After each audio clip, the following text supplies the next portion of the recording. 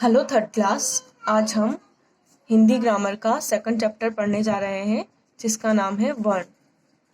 आइए देखते हैं वर्ण क्या होता है। वर्ण मतलब लेटर। टिक टिक, ट्रिन ट्रिन, झुन झुन। आप और हम दिन भर में ऐसी बहुत सी ध्वनियाँ सुनते रहते हैं। जब भी हम या कोई और बोलता है तो मुख से छोटी छोटी ध्वनियाँ समूह के रूप में निकलती है। ये ध्वनियाँ वर्ण कहलाती है। जब इन्हें लिखा जाता है तो यह अक्षर कहलाती है। वर्ण या अक्षर भाषा की सबसे छोटी इकाई है। इनके और टुकड़े नहीं किए जा सकते हैं। इससे ही भाषा बनती है। अब जैसे खिलौना लिखा हुआ है, ये पूरा एक शब्द है, बहुत सारे वर्णों या छोटे छोटे अक्षरों से मिलकर बना हुआ है। अब इसमें कौन कौन से अक्षर छुपे हैं? ख, ई। ख में ई की मात्रा ये दोनों साथ में आए हैं तब खी बना है। तो ख अलग, ई अलग। ल अलग, ल में ओ की मात्रा वो अलग। न अलग, न में आ की मात्रा वो अलग। तो सब में अलग अलग मात्राएं हैं, तो मात्रा को भी अलग लिखेंगे और जो वर्ण है उसको भी अलग लिखेंगे। तो ये इतने सारे 6 वर्णों से मिलकर खिलौना बना हुआ है। तो इस ऐसे हम खिलौना को अगर तोड़ेंगे तो ये बहुत सारे छोटे छोटे वर्णों में दिखेगा हमें।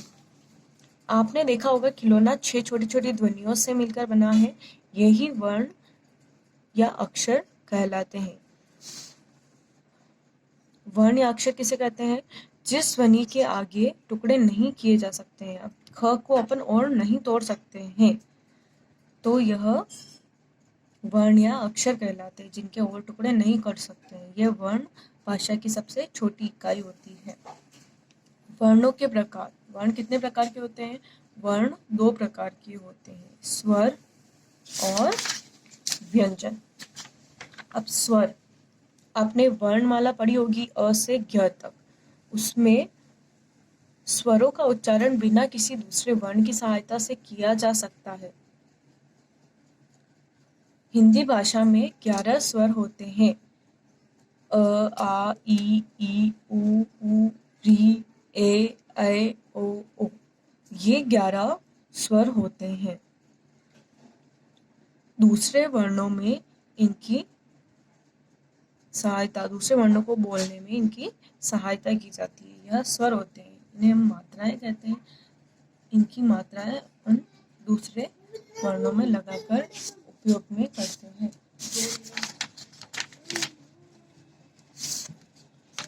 व्यंजन।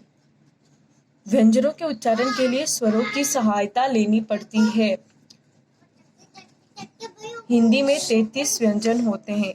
क, ख, ग, घ, ड, च, छ, ज, झ, ण, ट, ठ, ड, ढ, ण, त, थ, द, ध, न, प, फ, ब, भ, म, य, र, ल, व, श, स, ह। तो इस तरह से हमने जब नर्सरी क्लास में ही हम लोगों ने अ से ज्ञ तक अक्षर पढ़े थे।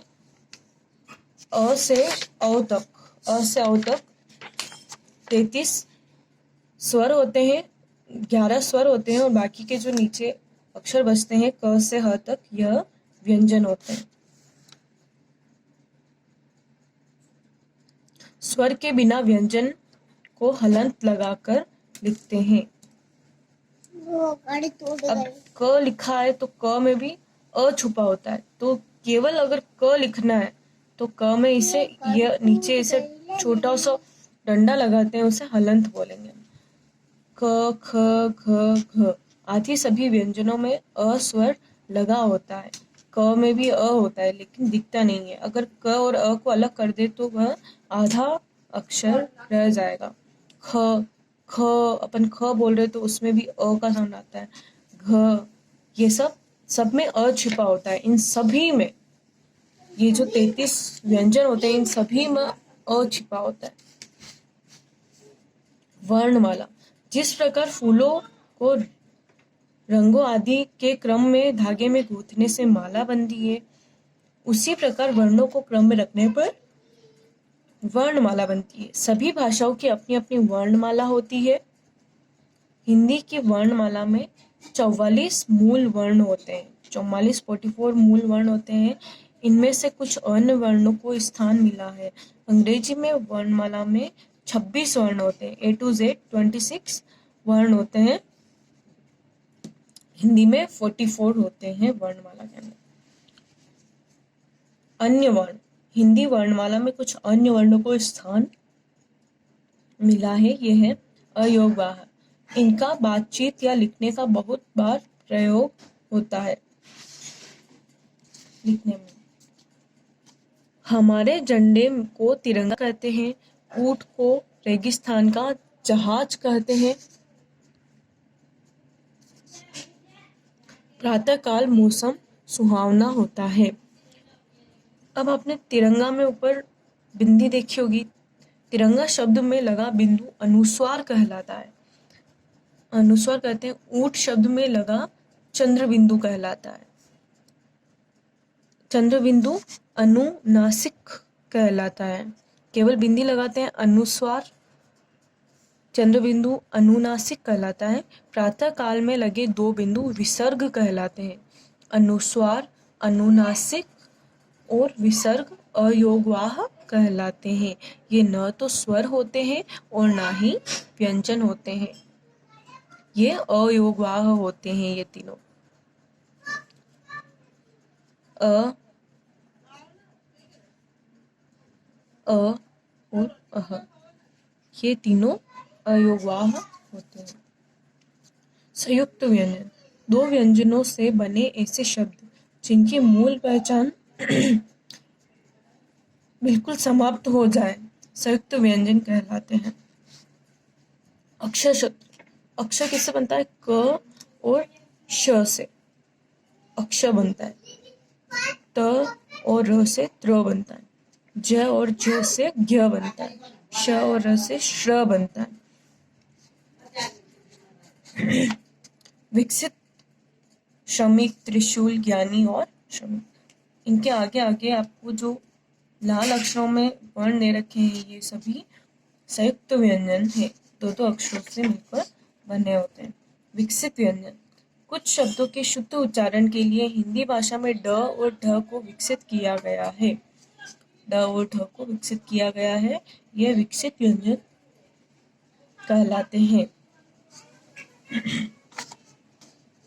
आओ दोहराए, जिस ध्वनि के टुकड़े और न किए जा सके उसे वर्ण या अक्षर कहते हैं। वर्ण या अक्षर भाषा की सबसे छोटी इकाई है। इनसे ही भाषा बनती है। वर्ण दो प्रकार के होते हैं, स्वर तथा व्यंजन। स्वरों को बोलने में किसी दूसरे वर्ण की सहायता नहीं लेनी पड़ती, जबकि व्यंजनों को बोलने में दूसरे वर्णों की सहायता लेनी पड़ती है।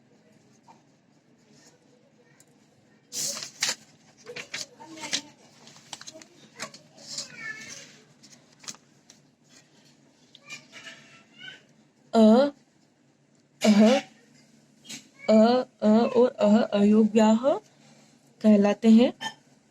दो व्यंजनों से मिलकर बने ऐसे व्यंजन जिनकी मूल पहचान समाप्त हो जाए उन्हें संयुक्त व्यंजन कहते हैं। दो वर्णों से जो मिलकर बनते हैं उन्हें संयुक्त व्यंजन कहते हैं। विकसित व्यंजन, ड और ढ विकसित व्यंजन कहलाते हैं। ये कुछ शब्दों के शुद्ध उच्चारण के लिए काम आते हैं।